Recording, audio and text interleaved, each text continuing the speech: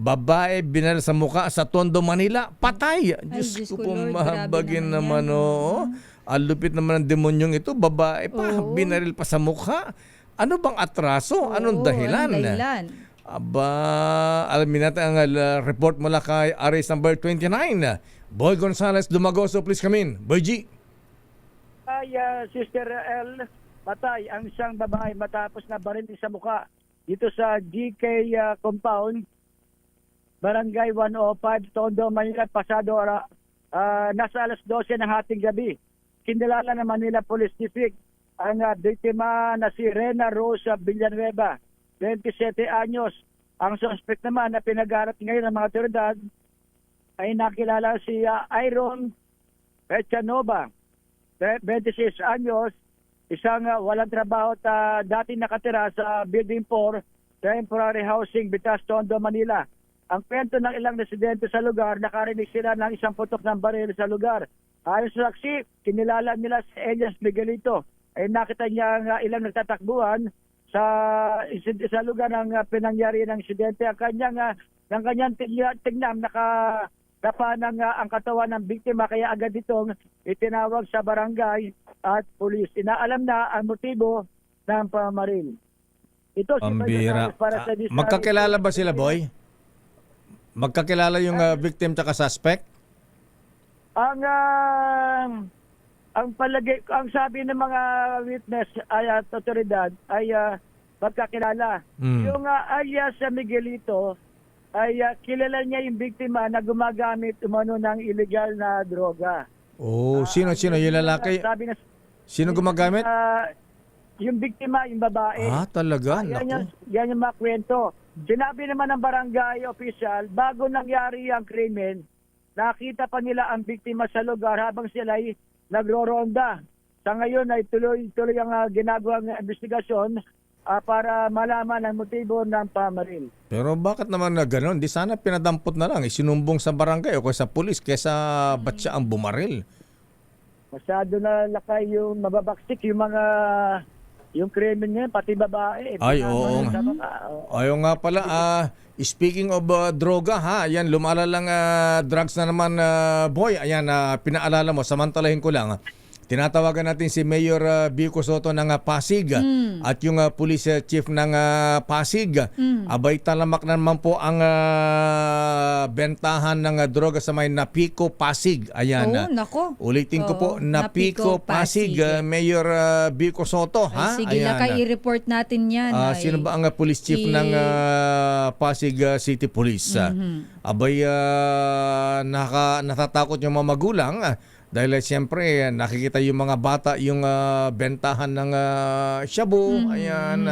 Abay, actually meron ng pinatay na isa dyan nitong last week. Nako. Ayan, nagkakaonsiyahan naman yata sa bentahan. Ayan. So, ang mga residente po mahabigan, sila ay natatakot, Mayor Vico, sa kanilang kaligtasan. Lalo po pasukan na naman ng mga bata. Ayan, baka po sila madamay. Ayan, pakirondahan yan kung sino man ang police chief ng Pasig. Kasi yung barangay chairman dyan, takot daw. Ayan, isinusumbong sa barangay chairman, takot dun sa mga puser. Nako. Ang bihira. Alam mo lang kayo, may nag-message sa atin dito, kasama natin, sabi niya, nako, sa amin din, madaming adik pasama sa may area ng Saan? sa may barangay, ay Kayumanggi Street, Barangay Plainview, dyan daw sa may Mandaluyong. Ayan, Mandaluyong. Nakatira to doon ang kasamahan natin na isa sa mga technician natin. Kasi nakatakot mga ganyan, mga madadaanan mo. Oo. Alam mo lang, pagka mga adik po, mahabigan, pagka high na yan, di natin alam kung anong gagawin nila. Oo, lakay, sa totoo Ayan. lang. Anyway, Boy G, ano sabi ni Yorme? Lakay at paiimbestigahan nila yan lakay at pati yung kampanya ng illegal drugs ay tuloy-tuloy. Yan yung binanggit ni Yorme. Hindi lang malinis yung mga matanggal, yung mga tolongges, yung mga snatcher, mandurukot, pati na yung mga sangkot sa illegal na drugs. Ayan. Okay, maraming salamat. Ano yung schedule ni Yorme, Boy? Maraming meeting ata, lakay ngayon. Ganun ba? Ang ano ko ngayon nakikita, lakay, may clearing operation nata yung buong ibang mga lugar sa Maynila dahil pati na yung mga dating may parking sa mga kasada, Mm. halimbawa lakay yung sa Alonso Corner Recto Avenue. Mm. Ang parking talaga doon, napaka isang lane ang sakop nila. Mabuhay lane na Recto Avenue. Kanina dinaanan ko, tinanggal na yung mga parking doon sa lugar na harap mismo ng Arangke Market. Karamihan na may-ari sa Lakay ay may-ari ng mga negosyante dyan sa Arangke Market. At saka yung mga estero, habang hindi pa masyadong maulan na boy, ha? Dapat palinis na ni Yorme at yung Lagos Nilad.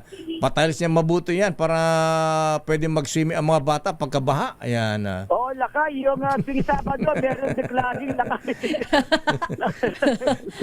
Lagyan ng chlorine. Ayan. Naalala ko Lakay, yung sa may Quezon, yung tulay sa Quezon, yung underpass. Sa may Lagos Nilad. Lagos Hindi, Ay, Quezon saan? Boulevard. Quezon Boulevard. Quezon Boulevard. Oo. Nung bumaha, naging malaking swimming pool. Talaga. Tumatalon pa yung mga bata eh. Ayan. Ewan ko ba kung dapat kailan pwedeng linisin ang Manila Bay. Ayan, para makapaligo yung mga tao dyan. Oo, ha? yung Dolomite nga, Kuya Boy eh. Hindi na tuloy kami nakapunta ni Lakay. Asa na si Benny, Antiporda? Oy, Benny, ayan. Pangarap namin ni Sister Ella mag-swimming dyan sa Manila Bay sa Dolomite Beach. Di na Oo, natupad. Wala, hindi natupad. National government na kayo, nagbawal dyan eh. Ganun ba? Hindi para malinis yung yung dagat. Ayan. Kaya, Natapos na Mataas ang... yata ang coliform level. Natapos na ang Duterte administration, di ka pa makapaligo ni Sister El dyan. Oo, wala. Yung two-piece ko nga, wala na. Pinamigay ko na. ako nga Lakay, bumili ako ng swimming truck na parang brief eh. Oh, Hindi ko pa nagagamit. masikip na yon, Kuya Boy. Sige boy. Ayan. Basta pa tayo mapunta dyan. Kung saan tayo mapunta eh. Basta tama. Sabi mo kay Little Mayor. Ayan. Tutukan din yung bumabalik na naman ng illegal drugs ha. Ayan. Yes, Huwag magtatampo ang kapulisan natin. Kahit na anong sabihin yung statistics. Ha? Aminin nyo o hindi. Ayan. Bumabalik po ang illegal drugs na naman. Ayan. Kaya tama, i-report nyo po kung saan yung mga lugar na may mga drug pusher dyan sa inyong barangay para ma-broadcast natin dito at malaman ng PNP.